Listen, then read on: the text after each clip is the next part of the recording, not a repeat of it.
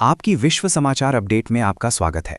एक अजीब स्थिति खार्किव में एक बड़े धमाके के साथ सामने आई। शुरुआती रिपोर्टों में इस्कंदर मिसाइल हमले का सुझाव दिया गया था, लेकिन अब ऐसा प्रतीत होता है कि एक अलग हथियार ने एक द्वितीयक गोला बारूद डिपो में विस्फोट किया।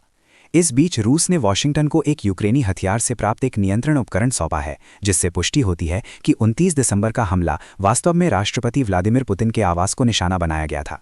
ये इंगित करता है कि अमेरिका द्वारा यूक्रेन के प्रयास की पुष्टि होने के बाद तत्काल जवाबी हमला हो सकता है। पिछले कुछ दिनों में यूक्रेन ने रूसी क्षेत्र में सैकड़ों यूएवी लॉन्च किए हैं, जो संघर्ष की शुरुआत के बाद से हमलों की सबसे मजबूत लहरों में से एक हैं, जिसमें दक्षिणी खेरसोन में नागरिक हताहतों की रिपोर्ट है। यूक्रेन रूसी तेल रिफाइनरियों और ईंधन बुनियादी ढांचे पर भी हमले तेज कर रहा है, जिसमें सारातोव रिफाइनरी बिना नए हमलों के आग की चपेट में आ गई है, जो संचयी क्षति का संकेत है। नोवोरोसिस्क बंदरगाह भी काफी क्षतिग्रस्त है। सुम्य मोर्चे पर रूसी सेना 3-4 दिशाओं में आगे बढ़ रही है। स्लोवेंस्क में सिवर्स्क के पश्चिम में महत्वपूर्ण प्रगति की सूचना मिली है, जिसमें रिज़निकीवका में भयंकर लड़ाई हो रही है।